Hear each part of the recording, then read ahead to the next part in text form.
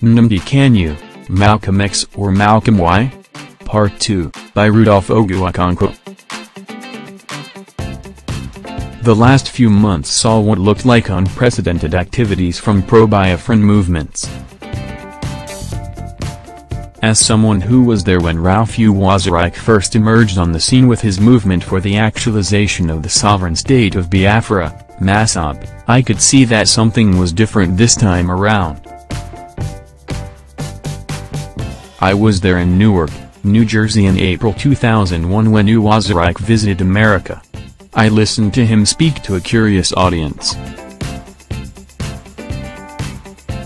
I tuned off that day when he said that he would stop crude oil from flowing from the south to the north.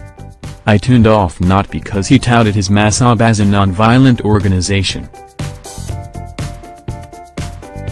It also was not because he didn't seem to understand that such action would entail a government reaction and he had no contingency plan for such reaction. I tuned off because of the unnecessary self-aggrandizement. I saw mere blustering that bothers on bullshit. My first encounter with Nnamdi Kanu was on a 2014 Sahara TV interview done via Skype. It was during President Jonathan's national conference.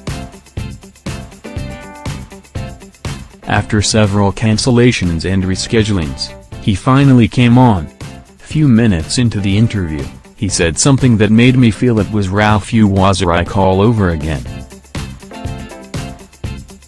I had asked him what he felt about Okonkwo leading the Igbo delegation to the national conference.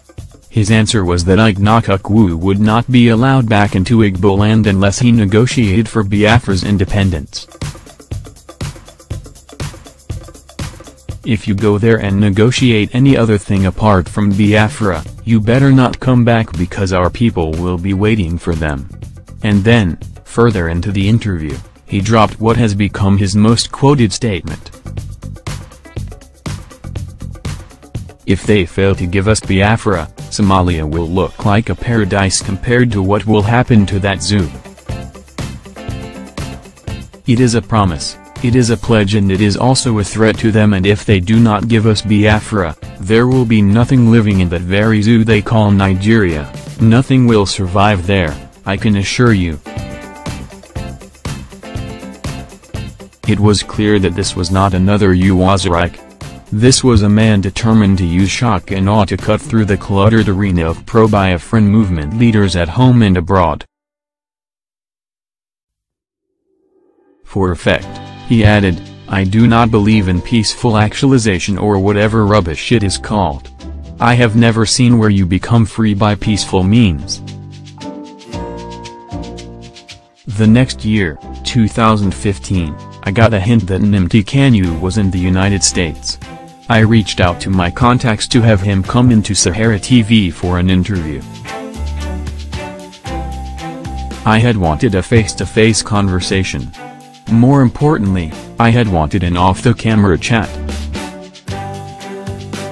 It is in the off-the-camera chats and the off-the-record chats that the journalist and the subject come to an understanding that improves discourse. It is in those moments, when all pretensions and embellishments disappear, that the newsmaker and the news hunters exchange sincere notes. As someone who had the opportunity to interview Emeka Odumwu and to be around him in several settings, there were things that I saw in Ojukwu that were not in Uwazurike and Kanu. I had wanted to point that out. Moments of such off-the-camera frank exchanges brought Mike Wallace close to Malcolm X, that when he felt his life was in danger, he ran to inform him. From a stopover in New York, Nnamdi Kanu went to Los Angeles where he attended the World Igbo Conference. At the conference, he stood up and said to the Igbo people who gathered that he would want them to donate money to indigenous people of Biafra, IPOB, to buy guns to defend Biafra. He spoke in front of the camera, and minutes after he did, videos of him saying so were uploaded all over social media. Few weeks after, he landed in Nigeria and was arrested and detained for almost 2 years. Government-defied court orders for his release. His detention turned out to be a boost to his reputation. It catapulted him into a hero to some people from the area formerly called Biafran who were frustrated by the Nigerian failure. It meant that his words were played again and again. Videos he made as the director of Radio Biafra before his arrest became a staple for his critics and his disciples. Here are some of the most replayed words from his radio program. If you are attending a Yoruba church, you should be ashamed of yourself. Anybody attending a Pentecostal church with a Yoruba pastor is an idiot, a complete fool, a slowpoke. They are worse than Boko Haram, they are very, very foolish. If your pastor is Yoruba, you are not fit to be a human being. And this one, every is that is a Muslim must be hounded out. They must leave our land. If they do not leave our land, they will be killed. They must leave our land and go to the north to stay. Nnamdi Kanu was angry and hateful. His anger was directed at the Hausa, the Yoruba, and of course, at Nigeria. He called the Fulani, as in fools. He called Nigeria a zoo. But he did not spare the Igbo, that is, those he considered foolish for holding different views from his or those criticizing or opposing his views.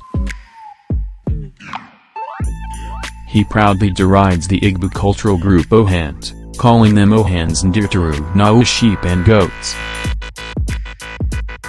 It was apparent that Nnamdi was mixing his preaching up. He was mixing the preaching of truth with the preaching of propaganda and the preaching of hate.